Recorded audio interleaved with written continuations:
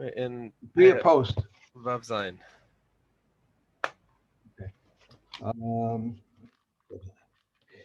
our standing corn, which contains two sa'at, if it does not contain two sa'as, but is fit to yield two sa'as, even if it is even if it is vetching, is regarded as if they were a crop of barley. Standing corn, excuse me, standing corn saves a sheaf and standing corn. Sorry. Huh. Um, a sheaf does not save either a sheaf or a standing corn, which standing corn saves a sheaf, whatever is not shicha, even one stalk. A saw of plucked grain and a saw of unplucked, and similarly, trees, garlic, and onions do not join together to two sa'as, but they belong to the poor. The Yossi says if anything that belongs to the poor intervenes, they do not join together, and if not, they then they join together. Okay. All right. Do you have any questions on that before we head on to the next ones? No, no, I was good on that. Okay. Good.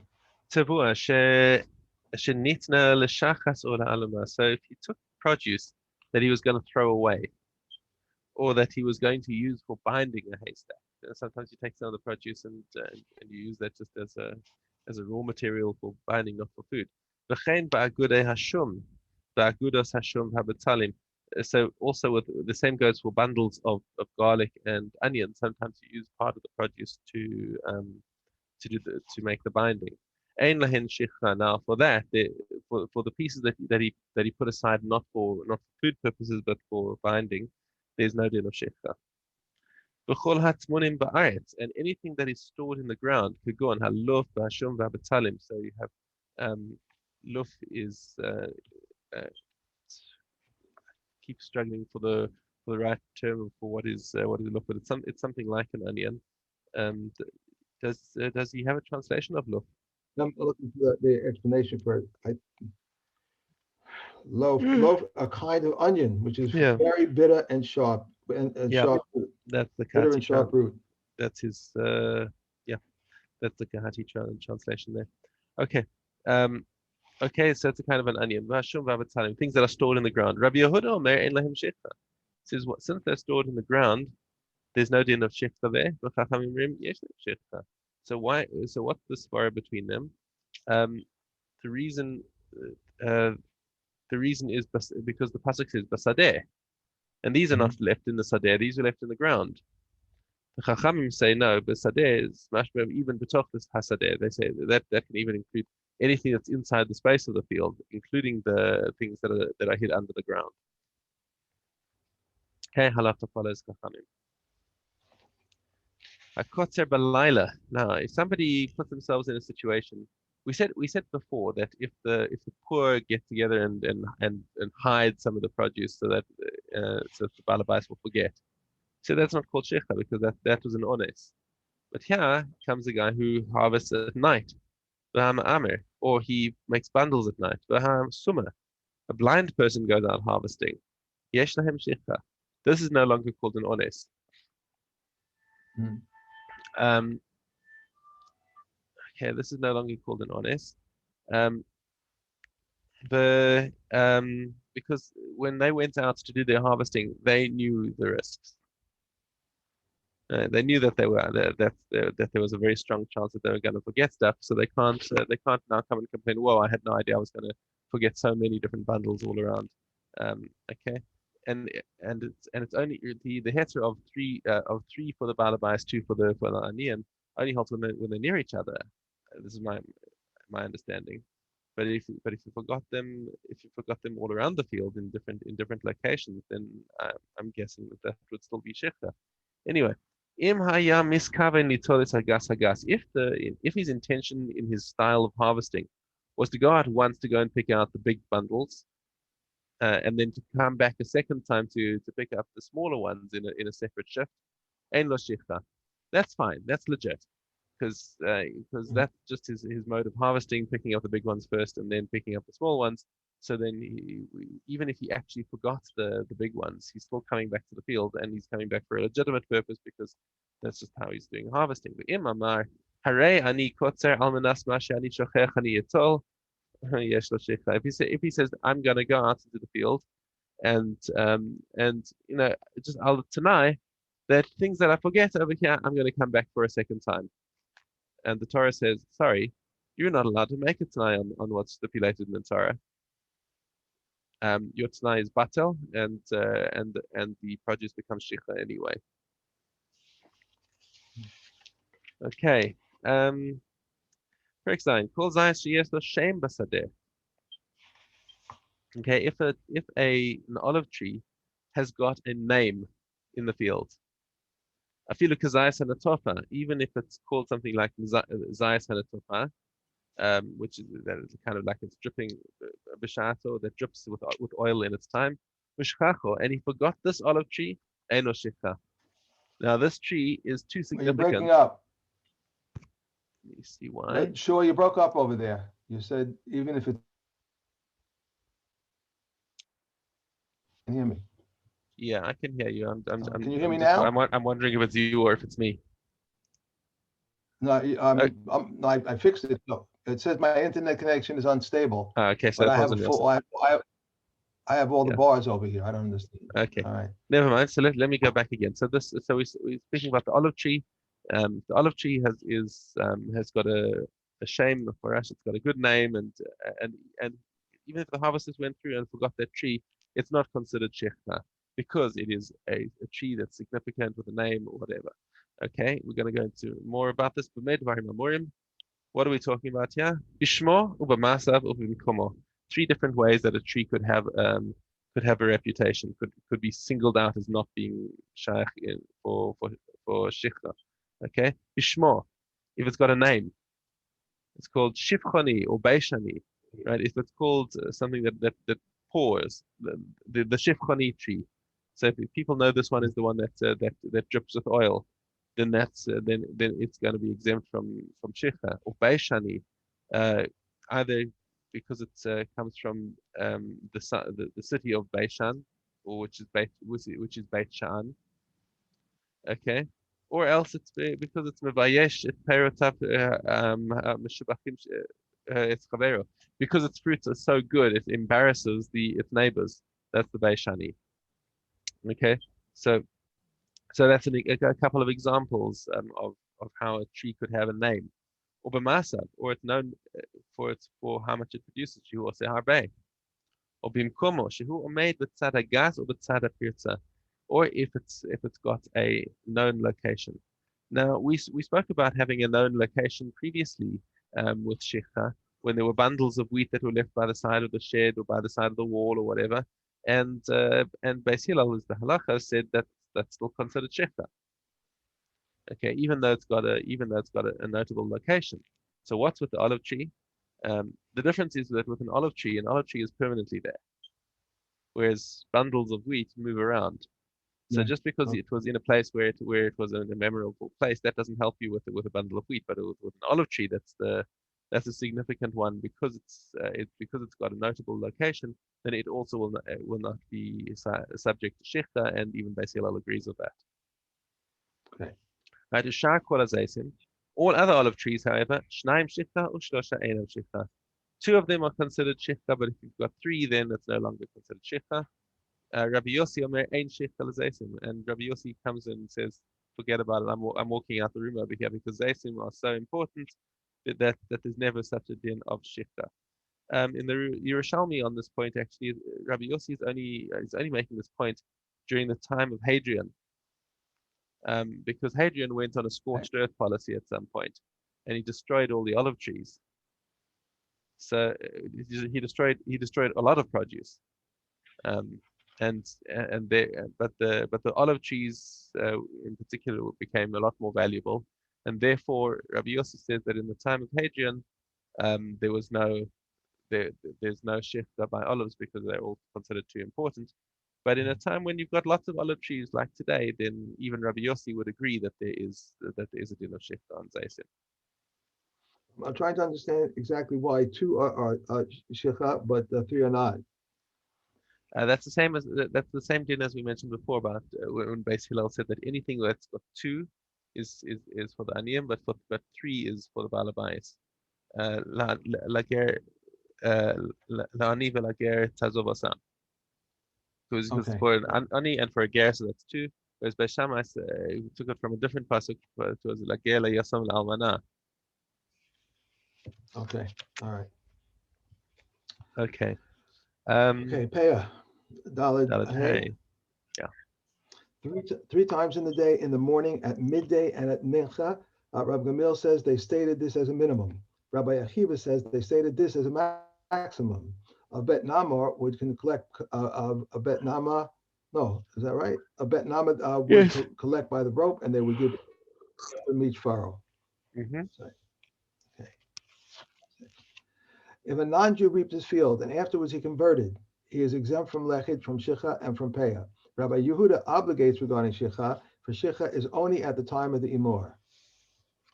If a person consecrated standing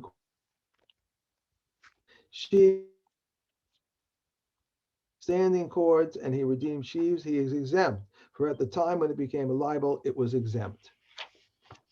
All right. Okay.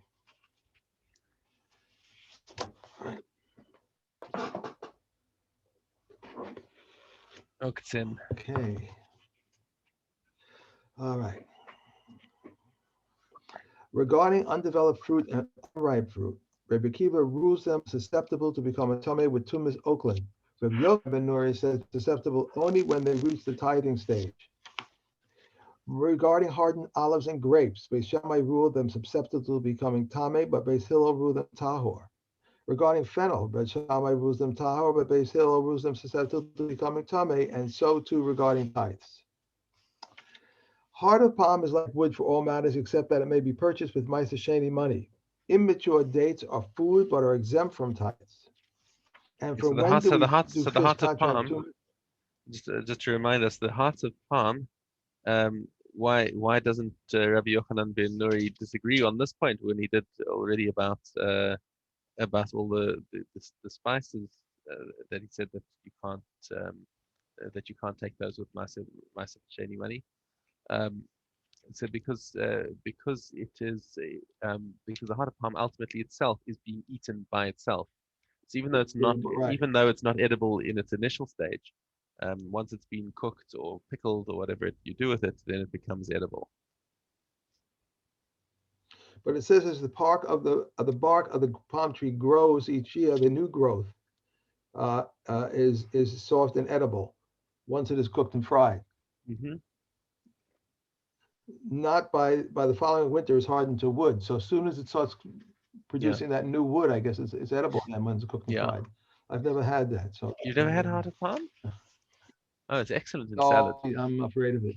It's Really? My delicious. I wife love it. loves it, but I don't really. What does it taste like? Wood, I Um, know. no, it doesn't taste like wood. It tastes well, I mean, you usually get it in the brine, so it normally absorbs a bit of that slightly salty taste, but it's got a yeah, how to describe the taste? It's got a I don't know. I like them anyway. Whatever. I find it difficult to put words Okay. to flavors. Yeah, my wife likes it. Mm. When do fish contract to Oakland? Beis Shammai says from when they are caught. Beis Hillel says from when they die, and Rabbi Akiva says if they're able to live. Regarding a branch of fig tree that was torn off but is still attached by its peel, Rabbi, no, that was too many. I Yeah. went too far. No, That's right. But it's that's attached by its peel. No, I'm okay. Rabbi Yehuda rules it tahor, but the comments say only if it can live. Grain that was uprooted but is attached by even a small root is tahor. okay. That's three. Right? I'm gonna finish this in a day. Okay, Mikvas. Gonna finish. Vav What are we Gimel. going to after this? Back to brachas. After After Oktin after brachas. brachas already? Yeah. Wow. Okay.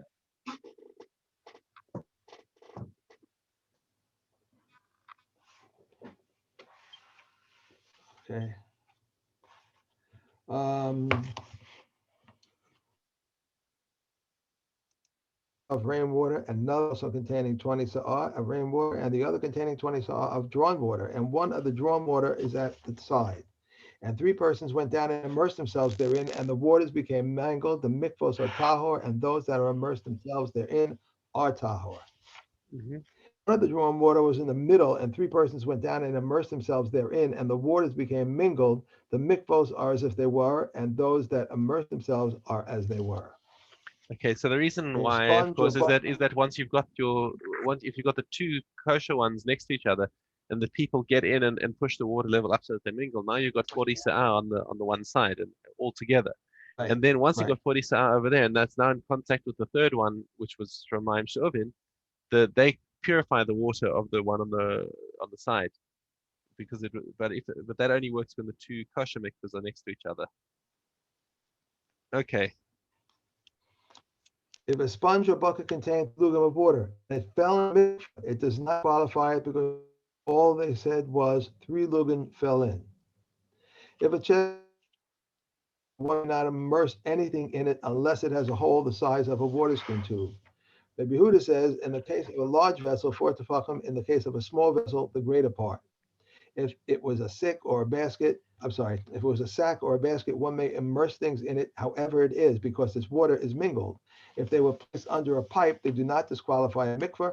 One may even immerse them and lift them out of the usual way. Okay.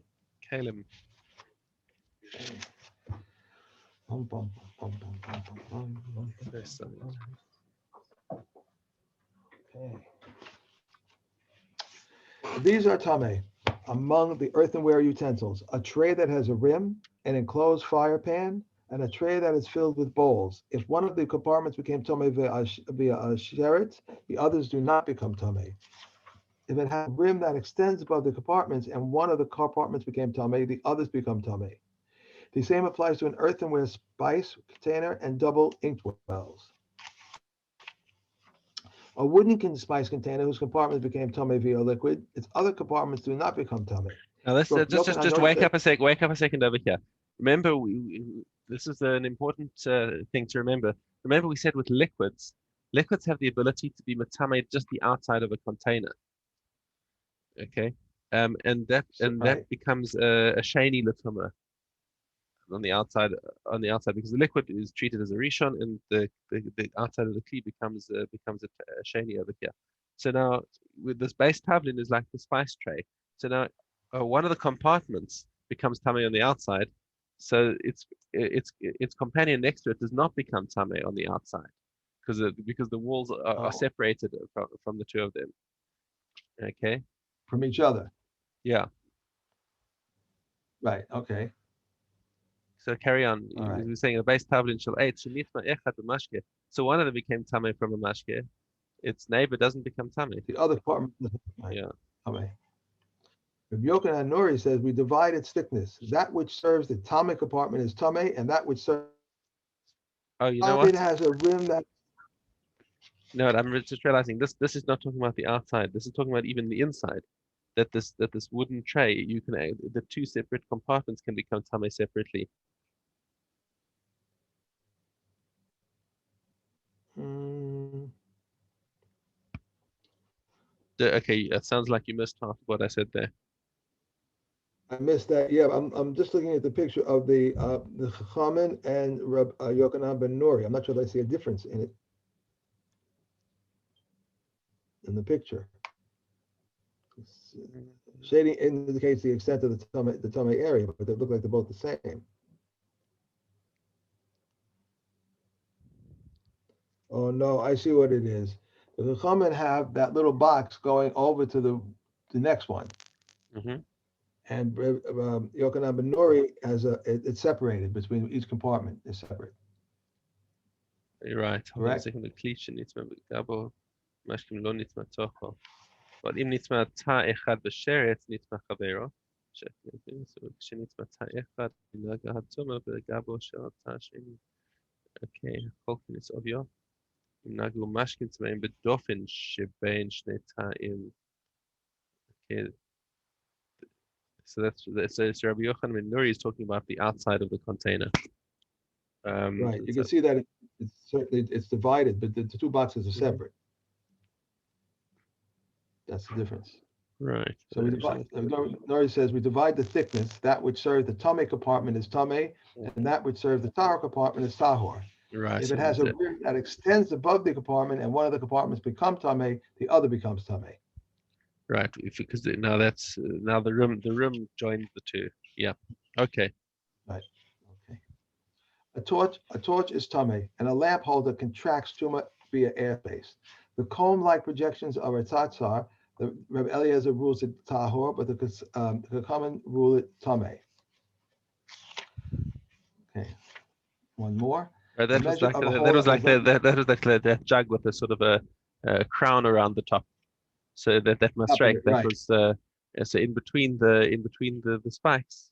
That if a sheretz had to come into that airspace, so Rabbi Eliezer says that's still tahor, and Chachamim say no, that's still part of the kli, because the Because extensions are they, used they are actually as a connected, sprinkler. Yeah, because they're right? used Right. as a So yes, sprinkler. but it was a different type of vase, the one yesterday. It didn't have the crown on top. I don't think it had the crown on top, but like this one. You said that was a sprinkler also. No, that was the one where you put your thumb on the top and use the Right. vacuum to carry the water around. Yeah. Okay. All right.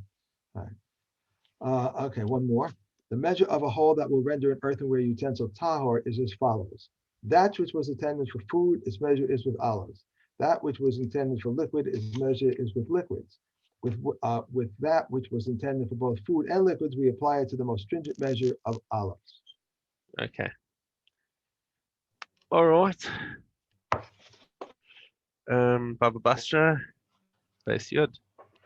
The rain must be affecting the computers today. Mm, Okay. We distance flat vegetables and from onions. Yossi permits in the of plants. One must distance his tree 25, and in the case of a carob, a sycamore tree, 50, whether from above or from the side. If the pit was there first, down and pays compensation. If the tree was there first, he may not cut it down. If it is uncertain which was first, he may not cut it down. Reb Yossi says even if the pit preceded the tree, he may not cut it down because this one digs in his property and this one plants within his property.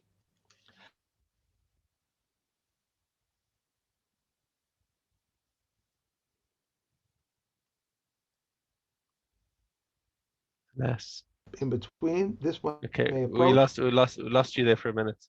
Um, you want to come back again? I think we're on Mishna Hear Yud me? base, and I'm echoing. You can hear me now? Yeah. Go ahead. Okay. Whether with vines or any, and that one may approach the fence on that side. If the roots extended into his neighbor's property, he may cut them off to a depth of 3 handbreadths, so that they should not impede the plow. If he was digging a pit or a ditch or a vault, he may cut downward and the. Okay. And Okay. Shkalim. Okay. Okay, I've got an echo. So annoying. Thanks.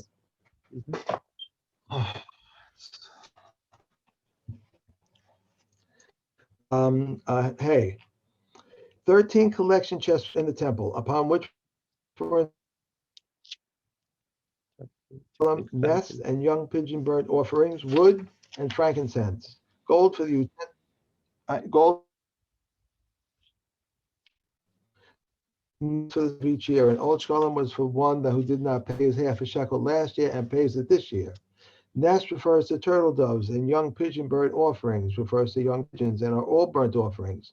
These are the words of Rabbi Yehuda. But the other Chachamim say nest were used to by one required to bring two birds, one a sin and one a katos, no, one a burnt offering. But young pigeon burnt offerings was for burnt offerings only. One who says, I obligate myself to offer wood may not bring less than 2 blocks. If he says frankincense, he may not bring less than a fistful. If he says gold, he may not bring less than a gold dinar. Whatever was done with the funds in the 6 chests designated for donative offerings, they would buy burnt offerings, the meat for God, and the hides for the Kohanim. This exposition was expounded by Yehoiada ben the Kohen Gadol. If it is a guilt offering, for he is guilty, a guilt offering to Hashem. This is the general rule. Whatever becomes because of sin or because of a guilt shall be used to purchase burnt offerings, the meat for God and the meat and Skins for the kohanim. it is a guilt offering for you. I'm sorry. No, sorry, your internet is Reconciled. wobbling, It so I is couldn't hear you. guilt offering. There's a guilt offering for Hashem and a guilt offering for the Kohanim. And it also says the guilt offering money and the sin offerings money shall not be brought to the temple of Hashem, they shall be for the Kohanim. Coins which are found between the shekalim chest and the donative offering chest, if they are found closer to the shekalim chest, they should fall to the shekalim chest. If closer to the native offering chest, they should fall to the native offering chest. If equidistant, right. If equidistant from the two, they should fall to the Nava chest offering chest.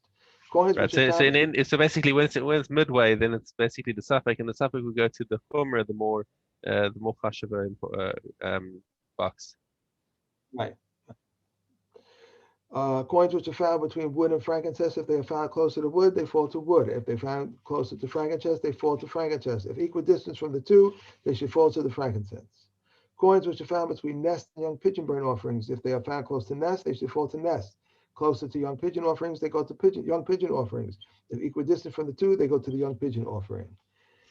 Which are found between non-consecrated funds and second tithe funds. If they are found closer to non-consecrated funds, they fall to non-consecrated funds. If close to second tithe funds, they should fall to second tithe funds. If equidistant from the two, they should fall to second tithe.